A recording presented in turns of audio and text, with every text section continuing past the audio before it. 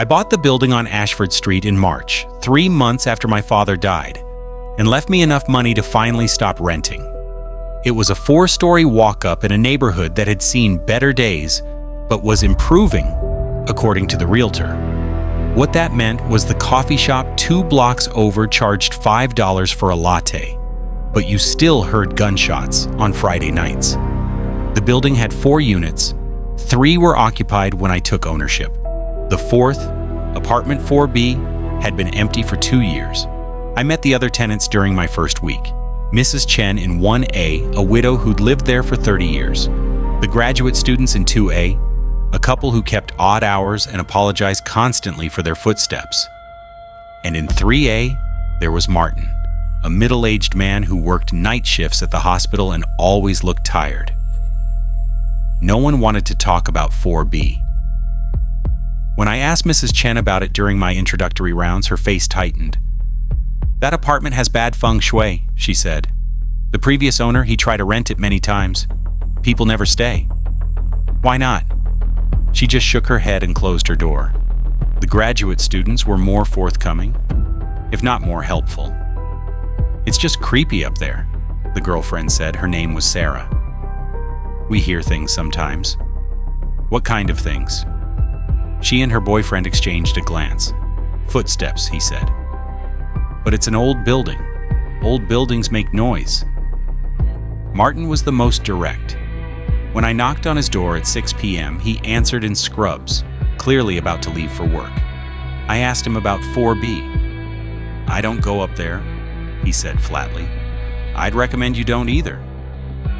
But you own the place now, so I guess that's your choice." He locked his door and headed down the stairs, leaving me standing in the hallway. That night, I decided to inspect 4B myself. The stairs to the 4th floor were narrower than the others, the paint more chipped.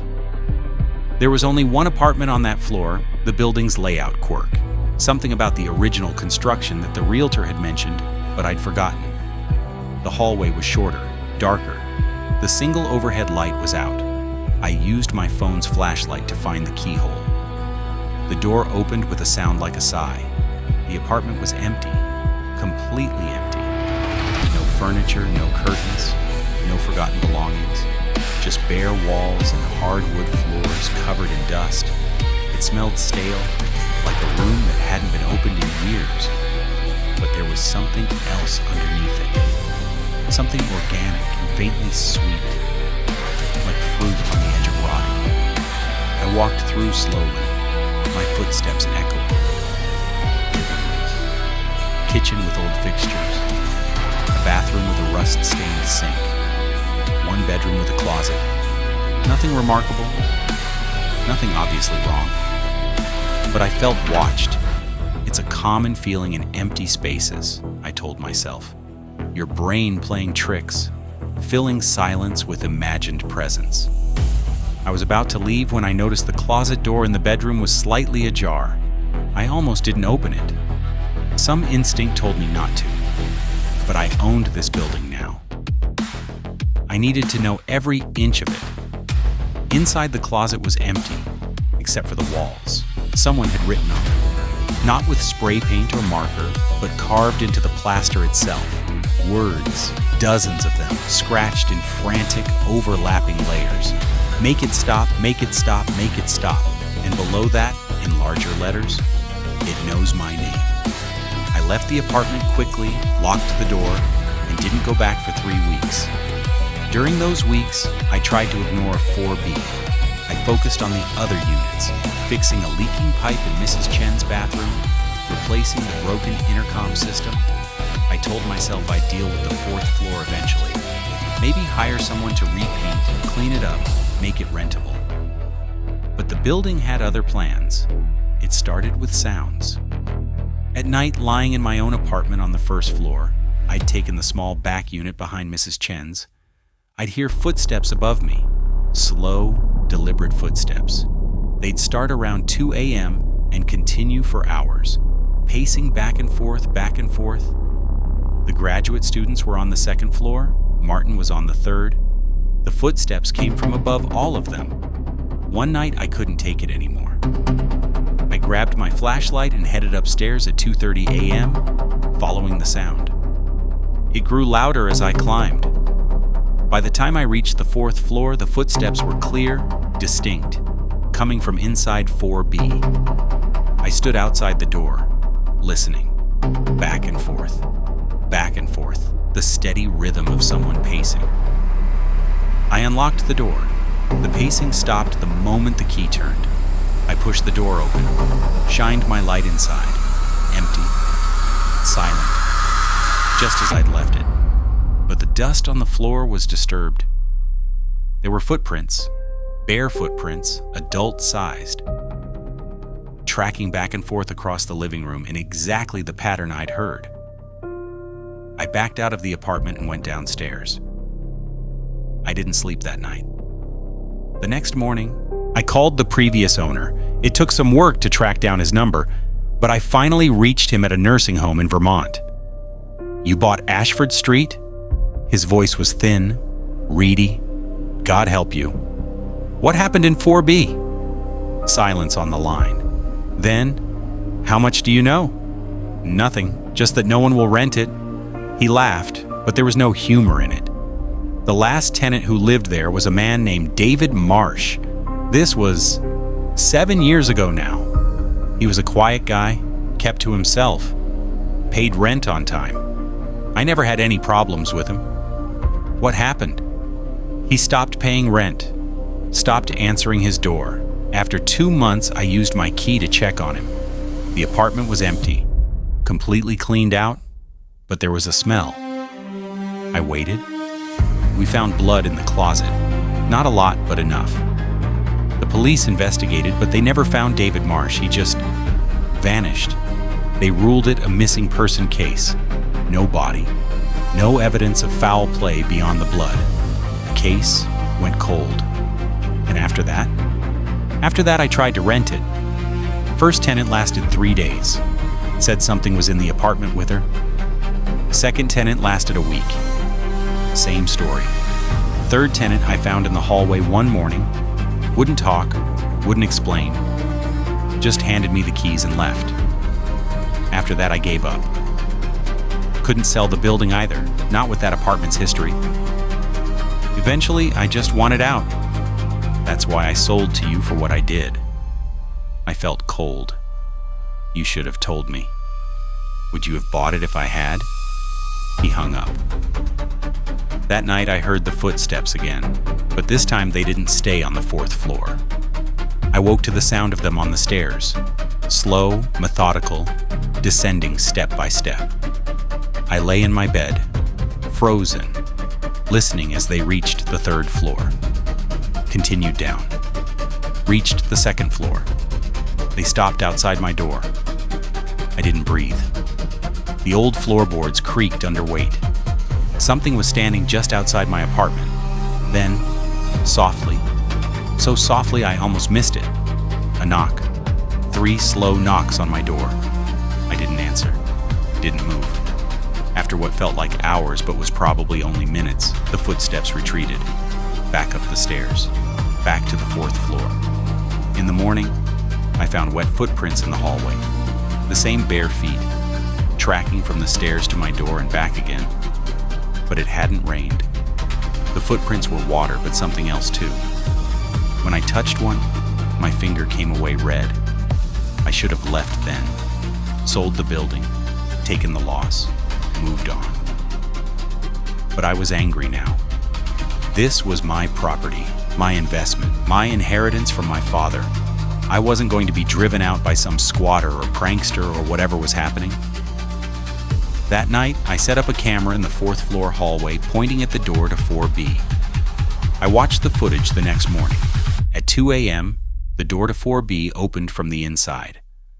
No one appeared in the frame, but the door swung wide.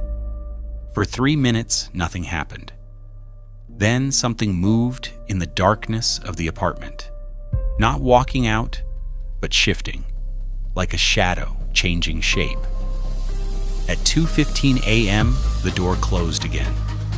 The footsteps on the stairs happened at 2:17 a.m., but nothing appeared in the hallway.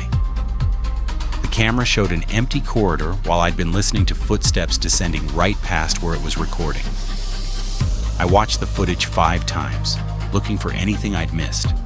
On the 5th viewing, I noticed something. Just before the door to 4B closed, there was a reflection in the old glass of the transom window above it. A face, pale, drawn, with dark hollows for eyes, looking directly at the camera. I deleted the footage. I don't know why. Some instinct told me it was dangerous to keep it, to study it too long. That evening, Mrs. Chen knocked on my door. Her face was drawn, worried.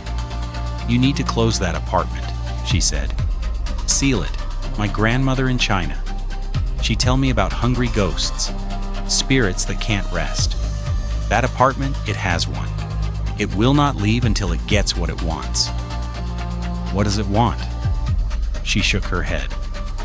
"Maybe it doesn't remember. That's the worst kind. The ones who forget why they're angry, why they're still here. They just hunger." After she left, I made a decision. I would go into 4B one more time. I would confront whatever was there, and I would end this. I waited until midnight. Then I took a flashlight, climbed the stairs to the 4th floor, and unlocked the door to 4B for the last time. The apartment was different. The dust was gone. The floors were clean. And there were things in the apartment now. Not furniture exactly, but impressions of furniture. Shadow shapes, where a couch might be. A table, a lamp. Like the memory of a room, rather than the room itself. The smell was stronger now. That sweet rot smell coming from the bedroom.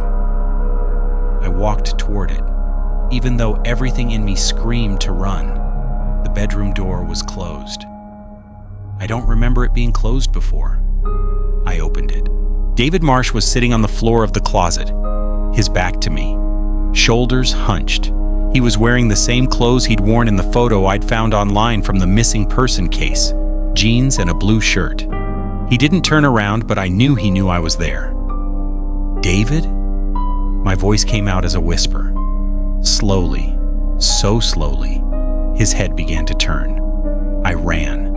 I ran out of that apartment, down the stairs, out of the building entirely.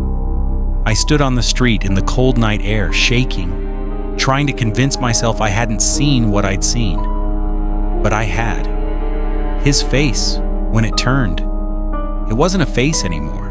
It was a hole, a darkness in the shape of a person, and it was hungry, so hungry, and it had been waiting so long for someone to see it, to acknowledge it,